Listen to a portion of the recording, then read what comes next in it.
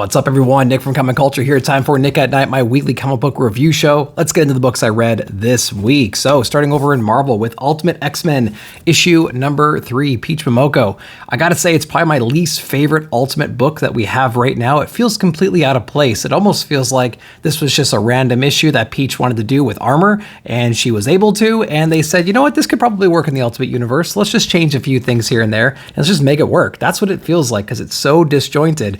Other than the little intro right here telling us a little history about the maker, you wouldn't even know this was an Ultimate book. So that's kind of disappointing. But with that said, there is a charm to this with Peach's artwork, and Armor just in general is just a really interesting character. I'm glad we're getting a little spotlight on them as well.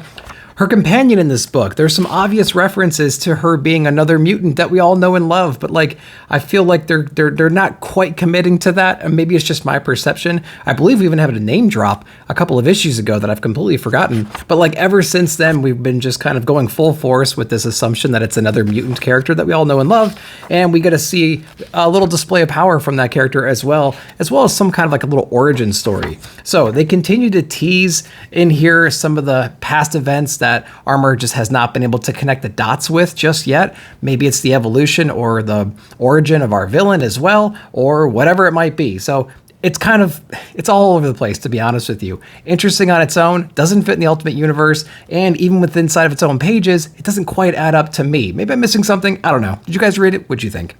All right, let's talk about Doom, Giant Size issue number 1. Stafford Green is on this, and Jonathan Hickman as well. And holy crap, this was a great, just fantastic, raw, in-your-face, nonstop action, grit comic, man. It was incredible. I loved it, man. The art inside of here is spectacular. I don't even know what I really want to show you, to be honest, because I don't want to give away too much. But essentially, we have universes that have been destroyed by Galactus. We have a sole survivor. I'll let you figure out who that might be. Finds Doom, kind of brings him back up, right? Resurrects him in a way, gives him some upgrades to get revenge on Galactus. And that's exactly what we start to do inside of this Giant Size one-shot. And, you know, if you're going to have a story that epic, that monumental, you need some amazing artwork. And that's exactly what you get inside of here. This is a Doom who has clearly not forgotten who he is, how powerful he is. And, you know, he's definitely not afraid to jump back into the fight and take care of business. Some just epic battles are inside of here. Great composition, great automatopoeia. You know what it reminds me of? It reminds me of looking at some Daniel Warren Johnson stuff or Jorge Corona over on Transformers. It's got that same vibe, that grittiness, that sketchiness, that just wavy automatopoeia everywhere. It's just so cool. So I think they did a hell of a job with Doom right here. So definitely check this one out if you haven't yet. It was quite a ride. Let's go over to Boom Studios with Uncanny Valley issue number 2. Tony Felice on here as well as Dave Watcher. And so we are in a phase right now in comics where we have similar themes going on, right? We have reality and we have some kind of imagination land overlapping. So what does that mean? And what does it mean for our characters? They probably have some kind of hidden lineage and subdued powers that they have to manifest in order to save the day. That's typically what you see in those kinds of books. And that's what we have going on inside of Uncanny Valley. But there is this Looney Tune kind of charm that goes along with it just because of the way the characters look and I would say how they manifest their powers. You know, we have like this Yosemite Sam character here who's basically educating our young child who just realized that his family has some kind of a latent ability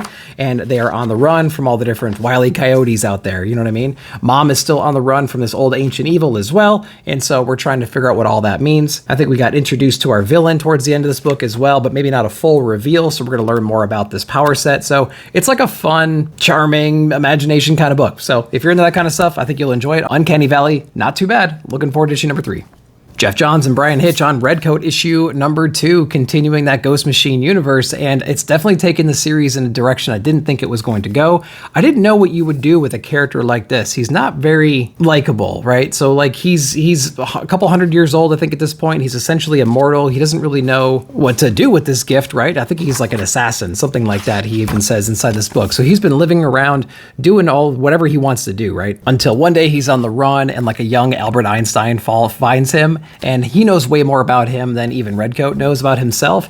And so they're going to go on some adventures right now, trying to understand some of his power and run away from this evil cult that may or may not have turned him to begin with. There's some other magic abilities in here we learn, some additional characters who have other power sets like him, even some Easter eggs dropped about some of the other characters within this universe that's all ultimately connected, right?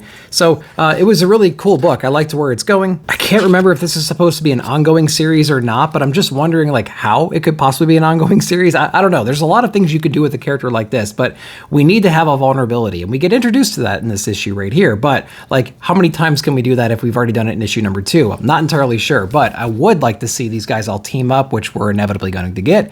And I think that's going to be really cool because all their different characterizations are going to pop out at that moment. So Redcoat issue number 2, still a solid series. I can't wait to see this universe get even bigger. All right, Jeff Lemire's Fish Flies, issue number 6. I mistakenly said this was the conclusion of it. I think in my haul video, it's certainly not in here, but we do finally get some answers about the magic of all of this, right? Like, how can a guy turn into a giant fish fly and, like, you know, be friends with this one child and all that stuff. So we do get a backstory on some of the magic, some of the history of this land, and maybe some of the rituals or whatever that may have started this whole thing. So we get to see that inside of this issue, which, you know, gives us a few answers, right? And that was really cool because at the end of the day, it's like, this is a supernatural thing that's happening. So how is this even possible? Again, we get that inside of here. It takes up most of the issue. It doesn't give us all the answers as to, like, you know, how or why or really, you know, tells us why the people of today are acting the way they are, but it does kind of bridge that gap a little bit so you can make some assumptions and whatnot. So, you know, kind of a tragic story inside of here, people moving into this land, not exactly being welcomed by some of the locals, and there's some brutality in here, some tragic moments which lead to some, like, essentially witchcraft, right?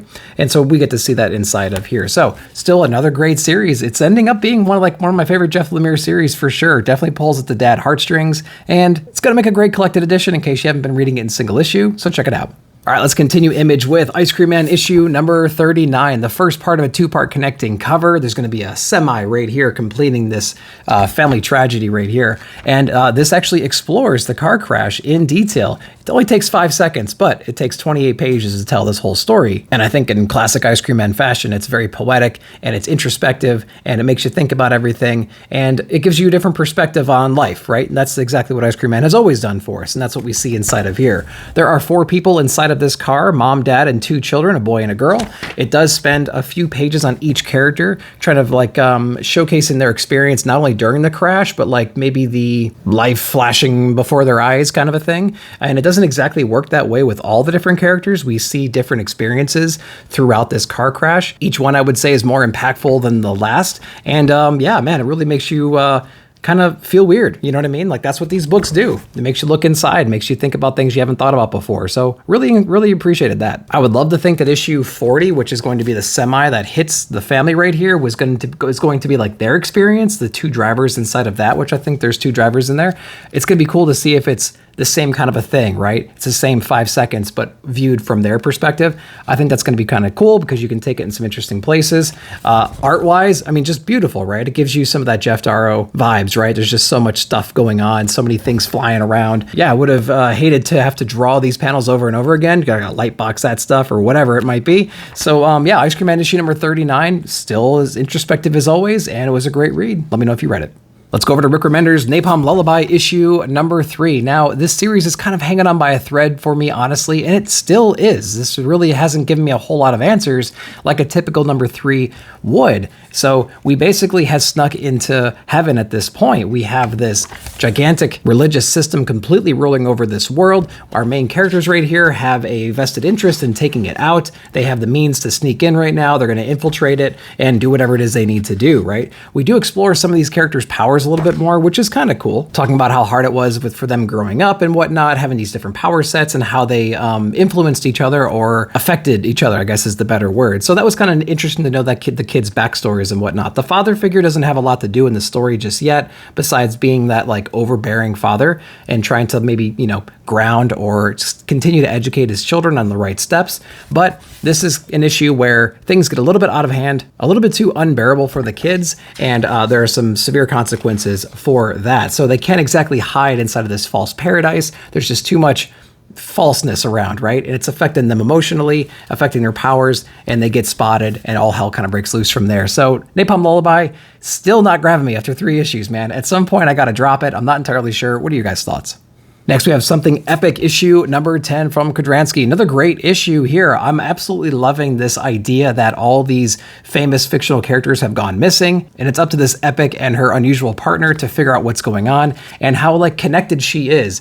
It was fun in the first volume to see this new guy explore his powers a little bit more and understand a little about how this universe works. It's kind of a sigh of relief to have another main character who is well tuned with how everything works, and she's just like executing, you know what I mean? We're not like spoon feeding the reader about what this world is. She is very well versed in all of this, and she has these really cool abilities and just this insight of what to do next, which I think is just really, really interesting. The deductive is our comedy relief in here, so he drops some of those one-liners whenever that gets a little bit too heavy, and we're going in some pretty interesting places. I just love the different shift in art that Kodransky has. He could be like in this quiet library scene. Next second, you're in Dante's Inferno, right? You're in one of the layers of hell, something like that. And I think it's really cool. And the story seems to be like not tripping over itself with the words or anything. Everything seems to make sense. You understand our detective and the steps she needs to take, and it makes sense that she would head in those directions. So you're not like scratching your head as to like, why are we doing this? Or what's the purpose? It's all very clear inside of this one, which I really, really love. So Something Epic issue number 10. Make sure to check out volume 1 and trade, and you can jump right into this one. It's well worth it. Let me know if you're reading it. All right, next one is from Leo Fox. This one is called My Body Unspooling from Silver Sprocket Rules. And this is a publisher. I think I've bought a couple other books from them in the past, but this one showed up, and it's just so weird. You can't not help but want to read it. So in here is actually, it's really exploring the duality between the mind and body, right? This is kind of like the classic Descartes story, I think, right? And so, you know, do we feel comfortable inside of our body? Is there a constant struggle between it? What are the needs of the mind? What are the needs of the body? And ultimately, the character that's inside of this book wants to separate that, right? The mind wants to be its own thing. It wants to move on. It doesn't want to be limited by the physical constraints that a body would have. Meanwhile, the body is kind of like reliant on the mind for sensation and thought and process and things like that. So we get this really like acid trip kind of a scene where these two dualities are at conflict, and the person itself is trying to, rip them apart. But at the end of the day, when they're not combined, like what actually are they, and can they live like that, right? And so at the end of the day, you really have to be the sum of your parts in order to experience life to the fullest. And I think that's where this book is getting at. This is a complete philosophical acid trip. So if you're into that kind of stuff, you might want to check it out.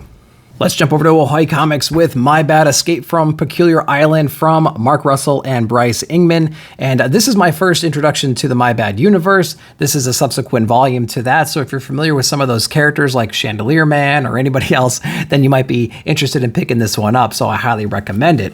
If you like superhero satire kinds of books, I think you're really going to enjoy this. Mark Russell does this perfectly. He creates these teams that are, serious in nature, right? But they're also just completely ridiculous creations like Chandelier Man, things like that. There are actually 3 different stories in here. Mark does one of them, and then Bryce does the other 2, if I'm not mistaken.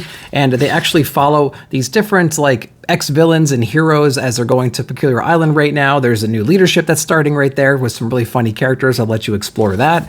And there's a lot of drama that ensues from there. There's just so many crazy characters. They're all analogs to characters that you could probably recognize, but the satire that's layered on top of this is just done so well. So I think if you're in the books like Doom Patrol or The Boys, think about something like that, but then like crank it up a couple more notches. It's like Second Coming as well. So if you're into those kinds of books, if you're into that kind of satire, that team building, those analogs, but they're obviously satired to hell, I think you're really going to enjoy this. So check out My Bad if you haven't yet.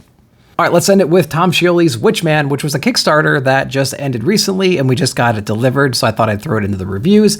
Loved this book. Tom Scioli is quite a remarkable artist and also writer. His art style is unmistakable. You can see it shine in full effect inside of this book. The colors just are vibrant and they pop, and like the production value of the book itself is just beautiful, so it's great. So this story here actually follows a character called Witchman, who is actually a superhero, very Wizard of Oz-esque, right? So it's very easy to make that connection in here. But think of like early Batman and Superman or any kind of early characters, very simple crimes happening that he's stopping right now. There's also a revenge story in here. The killer of his father is identified in here. And so there's this whole constant battle of getting revenge on that. And what does it mean? I can't help but like draw so many comparisons to some classic comics out there. Whenever I read this book, like there's some panels that feel like homages. There's just interactions or there's situations that you're going to feel nostalgia for when you read this book. So I think he did a outstanding job of just making you reminisce, right, on some of these old books and some of these old characters and how they were portrayed back in the beginning, how like innocent and young and like fearless some of these characters were. You get a lot of that inside of here, just surrounded with amazing artwork and just a great quality book in general. But I think, you know, at the end of the day, I think it's a love story to all classic comics and classic superheroes out there and their like never-ending battle and fearlessness towards the enemy. So Witchman, what a great issue this was. I'm not sure how you can get your hands on this outside of maybe his store or maybe seeing him at a con at this point, but Google it, maybe you can find it there. But if you did read it, let me know down below. All right, guys, so that's what I read this week. Hope you enjoyed that. Let me know down below in the comments what you read and what your favorite books of the week were. While you're down there, like, subscribe, share, hit that bell notification to be alerted whenever I put out new videos. Thanks again for watching. We'll see you in the comments.